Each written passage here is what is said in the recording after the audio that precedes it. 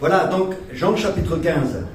Et vous savez que ce passage donc, se passe quelques heures avant la croix. Avant que Jésus meure à la croix, il était avec les disciples dans une chambre spéciale et il s'est entretenu avec les disciples. Jésus était un petit peu en confinement, on va dire, pendant quelques heures.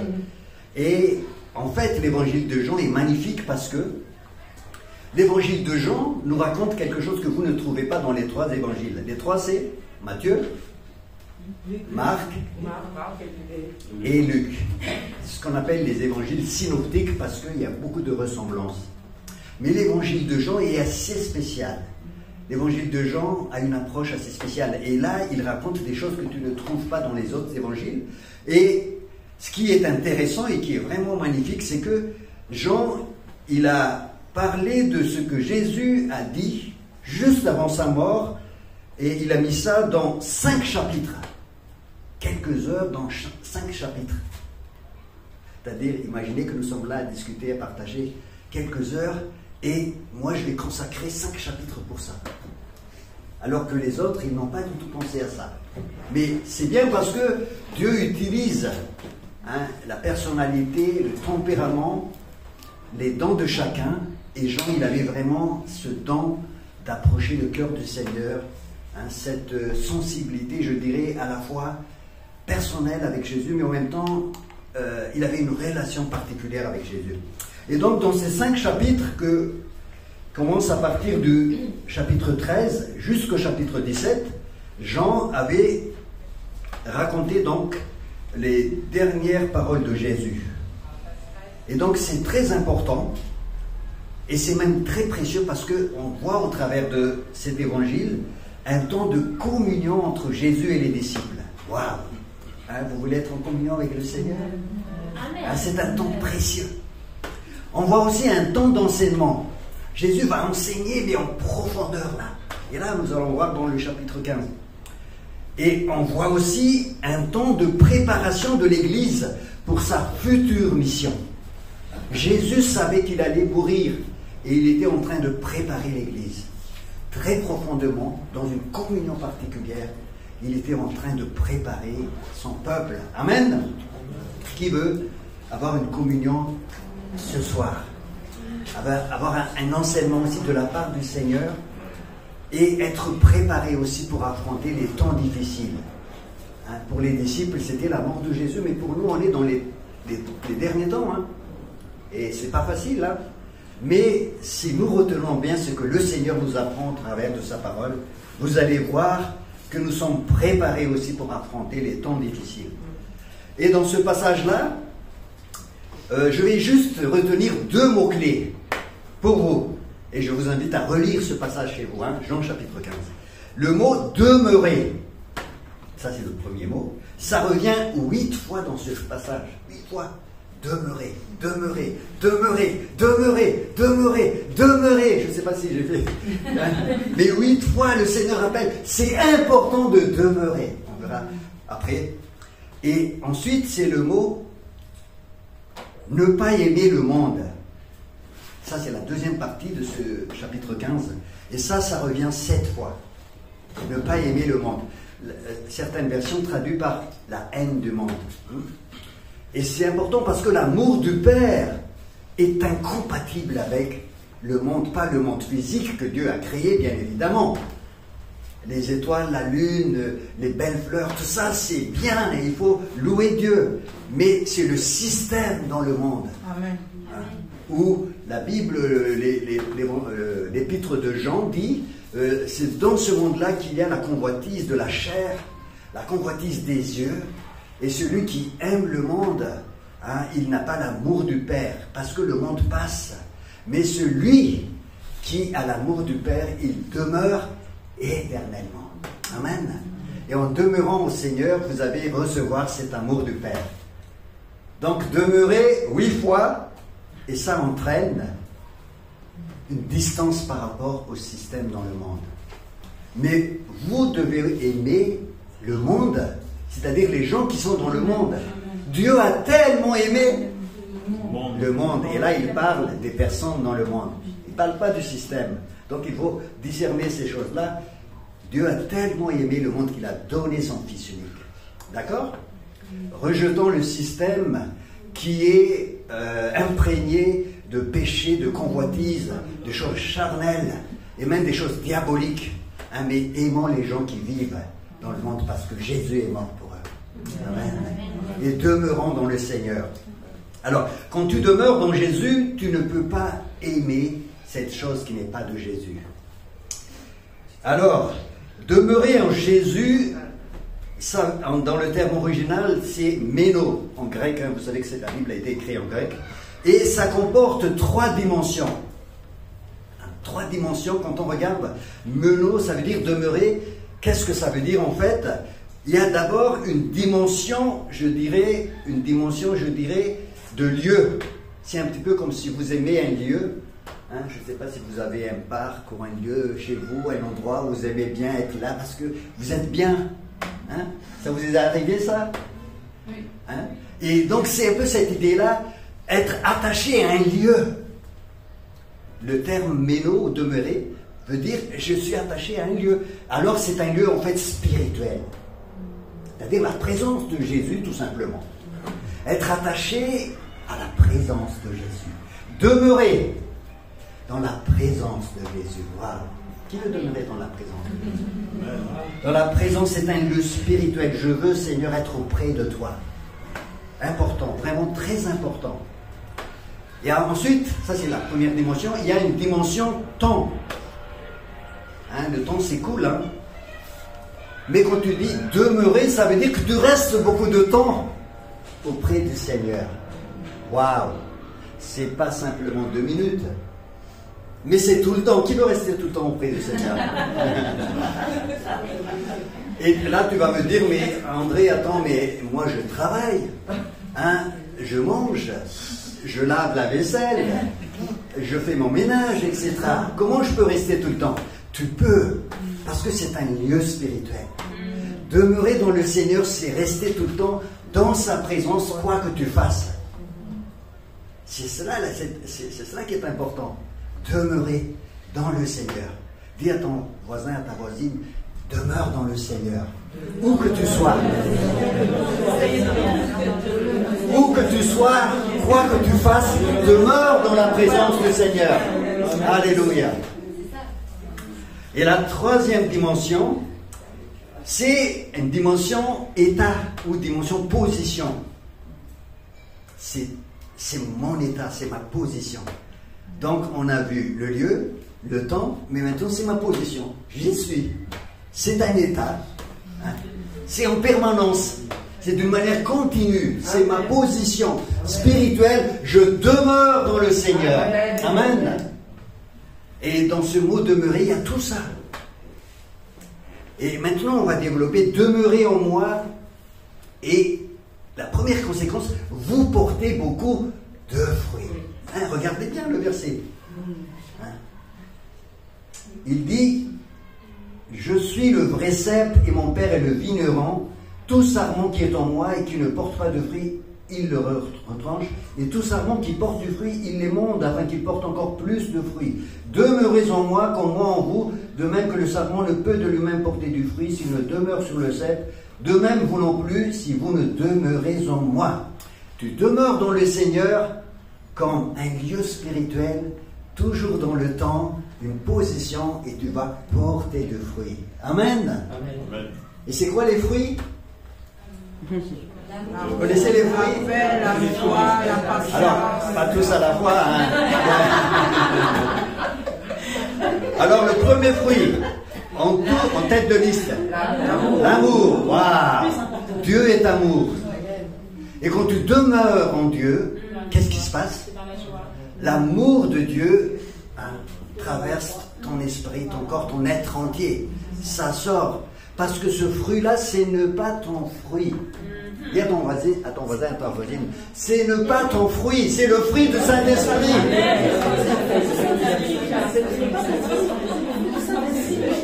C'est le fruit de Dieu.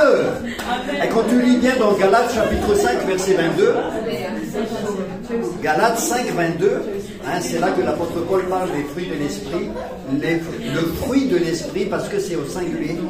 Galates 5, 22, il dit le fruit de l'esprit, et l'esprit est en majuscule. Il s'agit bien de l'esprit de Dieu. Donc n'essaie pas de produire ce que tu ne sais pas faire. Repos. La semaine dernière, j'ai parlé de repos. Laisse le Saint-Esprit produire son fruit. Mais toi, demeure. Quand tu demeures, lui, il produit le fruit. Amen. Amen. Quand tu coupes le lien, il n'y a pas de fruit. Mais n'essaie pas de produire du légalisme. Amen. Je n'aime pas le légalisme ni la religion. Parce que c'est charnel. Par contre, le fruit de l'esprit, ça vient du Seigneur. C'est vraiment important, frères et sœurs, que je dise ça. Parce que nous avons une tendance, je dirais, légaliste et religieuse en nous. On essaie toujours de mériter quelque chose. J'essaie de venir vers Dieu et de dire, tu vois, je suis meilleur que l'un, que l'autre. Regarde, je suis bien. Et le Seigneur dit, oui, c'est bien que tu ouvres ton cœur, que tu fasses tout ça. Mais ce qui est important, c'est que tu demeures en toi. Amen. Et là, tu portes beaucoup de fruits. C'est produit. Et deuxièmement,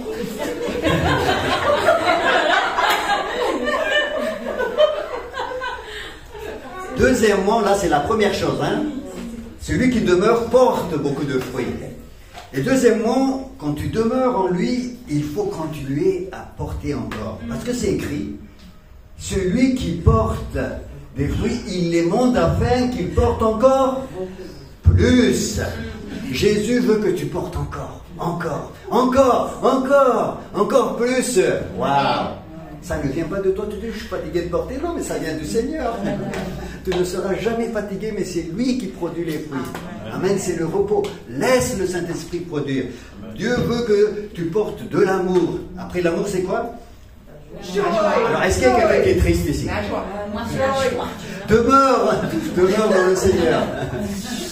Après la joie, c'est quoi? C'est la paix. Est-ce que tu es troublé? Je sais que les temps sont difficiles, mais tout à l'heure on a chanté « Abrite-moi ». Amen. Même si les tempêtes se déchaînent, je suis dans la paix. Amen. Donc le fruit de l'esprit, c'est la paix. N'essaie pas de chercher la paix avec tes efforts. Demeure dans le lieu, dans le temps, et aussi une position que tu prends tout le temps. Je demeure dans le Seigneur. Ça ne s'arrêtera jamais. Continue à produire les fruits. La paix. Après la paix, c'est quoi? La patience. Est-ce que quelqu'un qui est un petit peu énervé là parce qu'il n'arrive pas à voir ce qu'il veut? Alors, patience et demeure en moi. Laisse-moi produire le fruit. La douceur, c'est le fruit de l'esprit. C'est difficile d'être douce. Mais si tu veux avoir ce fruit-là, demeure et attache-toi au Seigneur, c'est lui qui va produire la douceur en toi. La tempérance ou la maîtrise de soi, tout ça, c'est des fruits de l'esprit. Est-ce que vous avez besoin de ces fruits-là? Moi, j'ai besoin. Amen. Seigneur, tu vois ses mains. Alléluia. Que ton esprit touche les frères et sœurs. Alléluia. Et il dit dans 15, 2, au verset 2, il les monde afin qu'ils portent encore plus de fruits. Il les monde, vous savez qu'est-ce que ça veut dire émonder? Qui a fait du jardin ici? Peut de jardinage? Tac. Aïe, aïe, aïe, ça fait mal des fois. On enlève les branches qui gênent, quoi. Et le Seigneur peut tailler, et des fois ça fait mal. Dieu il y a quelqu'un qui demande, Seigneur, donne-moi plus d'amour. Donne-moi plus d'amour parce que je veux aimer comme toi tu aimes. Et qu'est-ce que le Seigneur fait? La personne s'attendait vraiment à avoir un sentiment des émotions. Le Seigneur lui met devant quelqu'un qui est casse-pied.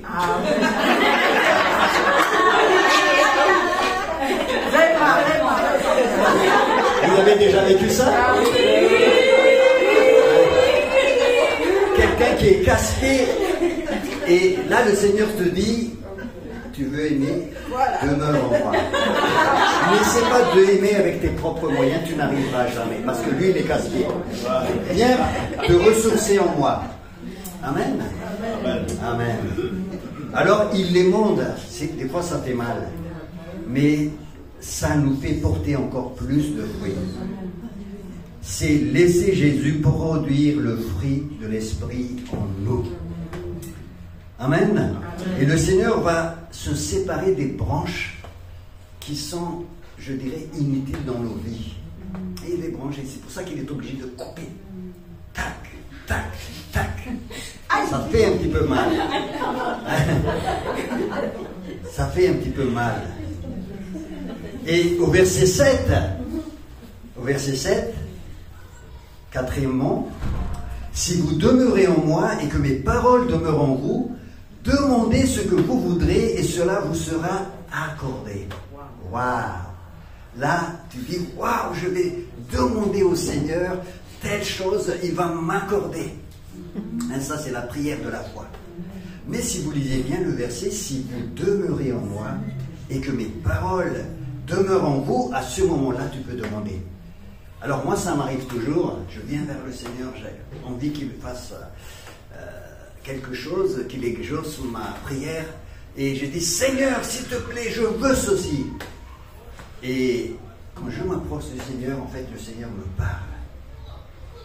Et dans cette relation, quand je demeure en lui, il aligne tout doucement mes désirs sur les siens. Ça ne vous est jamais arrivé? Et au moment où vous priez, vous changez d'avis. Finalement, Seigneur, je crois que je ne vais pas demander ça, mais c'est pas grave. Hein. Au lieu de changer la situation, Dieu change votre cœur. Si vous demeurez en moi et que mes paroles demeurent en vous, demandez ce que vous voulez et cela vous sera accordé.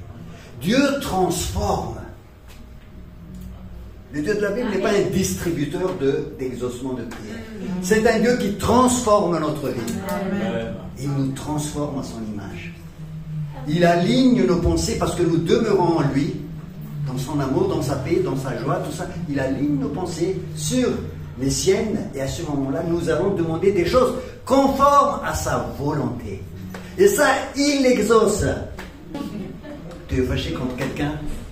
Il dit, Seigneur, fais-le comprendre, fais-le comprendre. S'il te plaît, Seigneur, fais-le comprendre que j'ai raison. C'est vrai que tu as raison. Mais, et tu as envie de le prouver. Et le Seigneur te dit, ne t'inquiète pas. Au moment où tu t'avances, le Seigneur montre en fait que c'est toi qui veut transformer. Et même si tu n'as pas raison extérieurement, ce n'est pas grave. Jésus était comme ça aussi. Il a vécu. Donc, le Seigneur transforme et après tu vas dire, Seigneur, aide-moi à l'aimer cette personne telle qu'il est, même s'il n'a rien compris. Hein? Dieu transforme et dès que tu te mets en prière ou dès que tu rentres dans cette relation avec Dieu, la première chose qu'il fait, il transforme ton cœur. Et c'est pour ça que, en fait, quand Jésus l'a dit, demandez ce que vous voulez, tu es déjà dans une position de demeurer dans cet état en Seigneur. Et là, il transforme ton cœur. Et là, Jésus va donner tout ce que tu demanderas parce que ce que tu demanderas sera conforme à ce que lui, il veut. Et ça s'accomplit toujours à chaque fois que nous demandons des choses selon la volonté du Seigneur. Amen. Amen. Et vous savez que seules ces choses-là glorifient le Seigneur. Verset 8, on va le lire.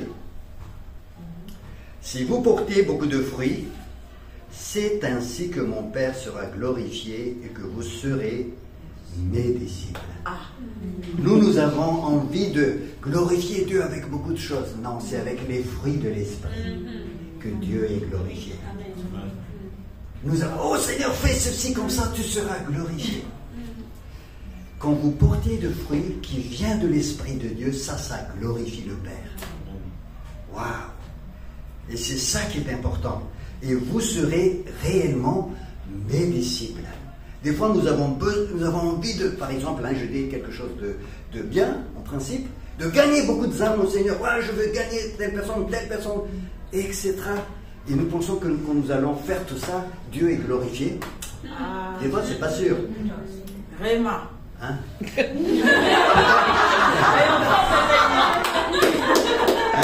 Vous dites, André, il aime bien l'évangélisation, il gagne des âmes à tout bout de champ. Et là, il me dit ça, mais je ne comprends pas. Alors, je vais vous raconter une histoire. Un jour, je suis allé à Madagascar avec Sylvia, et j'avais un oncle, il n'est plus de ce monde, il est auprès du Seigneur. Et en fait, il était alité. Et cet oncle était quelqu'un qui aimait le Seigneur, il faisait beaucoup de choses, il allait parler du Seigneur, évangéliser, il partageait la parole, il était responsable dans une église, il faisait beaucoup de choses pour Dieu. Et il avait, je sais plus, il avait 80 ans, quelque chose comme ça. Il ne pouvait plus marcher. Et donc il savait qu'on était de passage à Mata. Et donc il a dit, est-ce que vous pouvez me voir? Est-ce que vous pouvez venir me voir? Donc j'ai pas eu le temps. Et j'ai essayé de voir parce qu'on avait beaucoup de choses à faire. J'ai dit, il faut que j'aille le voir, mais il faut que je vois ça. Et un jour, en fait, on a mangé vraiment à 5 minutes de chez lui. Et là, le Saint-Esprit me dit, c'est maintenant que tu dois le voir, vas-y. Et puis je suis allé, je lui ai dit, c'est bien, attends-moi 2 minutes, je vais voir mon oncle. Donc je suis allé et je l'ai vu, il était au lit. Quand il m'a vu, il était tout content. Et il a dit, mais qu'est-ce que tu fais ici? Donc je lui explique qu'en fait j'étais enseignant là-bas et on faisait de l'évangélisation aussi, on prêchait dans les églises, on a fait pas mal de choses. Et donc je le voyais tout triste. Il avait envie de faire ça aussi. Hein? Et je voyais en lui, j'ai envie de faire aussi la volonté du Seigneur. Et là, le Saint-Esprit me rappelait ces versets. Le Saint-Esprit me rappelait ces versets que ce qui est important pour Dieu, ce que tu portes de fruits, parce que c'est ça qui le glorifie. Et le fruit que tu portes, c'est le fruit qui vient de Dieu. Et je lui dis, tu sais, même à l'idée ici, tu ne fais rien, mais tu portes du fruit pour le Seigneur. Tu pries pour les gens, tu es dans la joie, tu portes la paix, l'amour du Seigneur. Et ça glorifie le Père. Amen. Ah ouais, il était libéré. Hein, je l'ai vu sourire. Et il est parti auprès du Seigneur. Sans culpabilité. Amen. Parce qu'il porte des fruits pour le Seigneur. Donc ne cherche pas loin. Demeure dans le Seigneur. Et comme ça, tu vas porter du fruit. Et ça glorifie le Père. Amen. Et tu seras réellement le disciple de Jésus. Mais ça ne veut pas dire qu'il ne faut pas évangéliser. Parce que l'esprit de Jésus, il y a cet amour des perdus. Et c'est important. Voilà. Donc, il faut demeurer pour produire du fruit, et ces fruits-là glorifient le Père. Amen. C'est ça qui glorifie le Père. Ce n'est pas nos actions dans tous les sens. Mais moi, j'aime bien faire des actions dans le sens de la volonté de Dieu. Des fois, c'est des actions intensives. Comme hier, on était à l'évangélisation. Waouh! Il y avait l'onction du Saint-Esprit. Mais là, c'était des fruits que le Seigneur a préparés d'avance, des œuvres que le Seigneur a préparées d'avance, et ça glorifie le Père. Quand le Père m'a aimé, je vous ai aussi aimé. Demeurez dans mon amour. Si vous gardez mes commandements, vous demeurerez dans mon amour, de même que j'ai gardé les commandements de mon Père et que je demeure dans son amour. Je vous ai dit ces choses afin que ma joie soit en vous et que votre joie soit parfaite.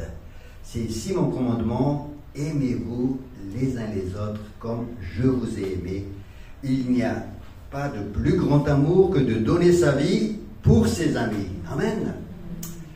Donc, demeurer dans le Seigneur, c'est toujours plus d'amour, Seigneur, pour toi et ensuite pour les frères et sœurs, pour les amis. Il n'y a pas de plus grand amour que de donner sa vie pour ses amis et aussi avoir cette joie parfaite. Hein, c'est les fruits de l'esprit qui sont cités ici. Je vous donne un commandement nouveau, c'est de vous aimer les uns les autres. Verset 17. Amen. C'est très important. Hein, si vous avez compris tout ce que j'ai dit au début, l'amour vient de Dieu. Dieu est amour. Donc, quand nous avons cette relation, nous demeurions en Dieu, nous aimons aussi parce que lui, il nous a aimés le premier. Moi, j'étais incapable d'aimer avant, même incapable de pleurer. Mon cœur était endurci, comme ça, endurci. Et le jour où j'ai accepté le Seigneur, quelques temps après, je ne sais plus, je commençais à pleurer. Je me dis, mais qu'est-ce qui m'arrive? J'essaie de résister, je ne pouvais pas. Je commençais à voir les sentiments de Jésus, l'amour de Jésus, est répandu dans nos cœurs par le Saint-Esprit. Ça, c'est Romains chapitre 5, verset 5. C'est le Saint-Esprit qui déverse l'amour de Dieu dans nos cœurs. L'amour est un fruit de l'Esprit. Et cet amour-là, c'est l'amour agapé de Dieu que Dieu met dans nos cœurs. Laissez cet amour envahir votre cœur. Et vous allez voir, vous serez capable de faire des choses que jamais vous n'avez pensé que vous pourriez le faire. Hein? Amen. Cet amour du Seigneur est grand et fort, capable de déplacer les montagnes. Alors, les 3 dimensions, je ne vais pas être longtemps parce que le temps passe. Hein. Les 3 dimensions, le lieu. Hein, vous avez un lieu particulier où vous aimez bien cette présence de Jésus, par exemple à 3 heures du matin, en bas de lit. Hein. Moi, ça m'est arrivé plusieurs fois. Et là, on a envie de rester. Hein, c'est un lieu favori, n'oubliez jamais. C'est un lieu spirituel, c'est pas le lieu physique en soi, mais c'est cette présence. Ensuite, on passe du temps, pas seulement au moment où tu fais ça, mais dans les transports, partout, même dans les toilettes. Moi, dans les toilettes, je prie Jésus. Waouh! Hein, j'ai même amené quelqu'un au Seigneur dans les toilettes. Je vous raconterai ça une fois. Un jour. Ah oui, parce que Dieu était présent. En fait, j'étais pas avec la personne. Je précise, hein, j'étais pas avec la personne. Mais j'étais au téléphone. Et là, le Saint-Esprit me parle. Et je commence à m'asseoir. Et là, le Saint-Esprit me dit... Ah, je vais vous raconter, hein, ça va pas durer. Hein? Vous aimez les expériences comme ça, c'est bien. Alors, en fait, c'était, je ne sais plus, mais en tout cas, c'était le 1er janvier 2017 ou 2000... Non, un peu plus... Avant que ça, ouais. Le téléphone sonne et je prends le téléphone et quelqu'un de l'autre côté me dit « Alors, comment ça va? Tu es bien rentré ?» Ça, c'est le jour de l'an. Hein. Je disais rien, j'écoute. « Écoute, je t'appelle parce que... » Et donc, il raconte quelque chose qu'il a vécu avec cette personne. Je l'écoute encore et après, je lui dis « Écoutez, monsieur, je crois que vous vous êtes trompé, mais... sachez que c'est pas par hasard. » Là, le Saint-Esprit me parle. 1er janvier à 9h du matin. Et le Saint-Esprit me dit, parle-lui de moi. Et donc je commence à lui parler du Seigneur. Écoutez, c'est pas par hasard que vous êtes tombé. Je suis chrétien et moi je prie et Dieu a permis que vous m'appeliez, même si vous avez fait, vous avez fait un faux numéro. Et là, je commence à parler de mon témoignage et c'est le silence radieux de l'autre côté. Et m'écouter, je parle pendant 10-15 minutes. Et là, il réagit un peu. Je continue, peut-être pendant 1 heure, une demi-heure, je ne sais plus. On a parlé. Et à la fin, il a dit merci beaucoup. Je peux prier pour vous, merci beaucoup. Mais je n'ai pas pu aller plus loin. Et j'ai dit, je peux garder votre numéro. Il a dit, mais bien sûr, il s'appelle Léo. J'ai gardé son numéro. Et après, je l'ai appelé peut-être une 2e fois. Dieu m'a poussé à l'appeler. J'ai dit, comment allez-vous, Léo? Ça va? En fait, il habite à côté de Bayonne. Hein? Et puis, on a discuté un peu. Et puis, je lui ai parlé un petit peu du Seigneur. Et puis, on s'est quitté. Allez, au revoir et peut-être à la prochaine fois. Puis, je dis, je vous donnerai une adresse d'une église. Il commençait à être touché. Et ce jour-là, 4 ou 5 ans après, j'ai toujours son numéro dans mon téléphone. Je suis revenu du travail et je suis sur le point d'entrer dans les toilettes et là Dieu me parle, appelle Léo. Ah, je vous assure, hein. Et je m'assieds et j'appelle Léo. Et Léo, dès que je l'appelle, il dit, comment vous savez que j'avais besoin d'entendre quelqu'un de l'aide? Parce qu'aujourd'hui, je suis chez moi, je suis arrêté pour la première fois de ma vie. Et il était très inquiet. Et là, je lui parle très calmement du Seigneur. Et il a été touché. Et je lui dis, Léo, est-ce que vous voulez accepter? Est-ce que tu veux accepter Jésus? Se tutoyer. Il a dit, je veux bien. Et là, dans les toilettes, je prie pour Léo. Et il accepte Jésus. Waouh!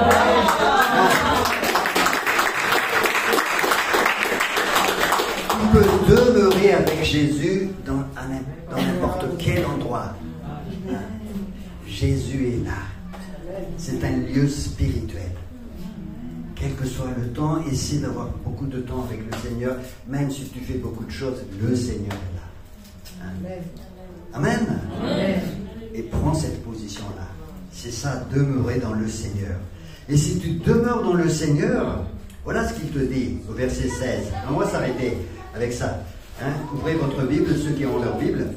Ce n'est pas vous qui m'avez choisi, mais moi je vous ai choisi, je vous ai établi, afin que vous alliez et que vous portiez du fruit et que votre fruit demeure. Alléluia. Amen. Demeure. Afin que vous demanderez au Père en mon nom et il vous le donne. Donc il t'a choisi, il t'a établi, il t'a envoyé, il t'a fait porter du fruit et il fait demeurer le fruit que tu portes. Amen. Amen. On va se lever.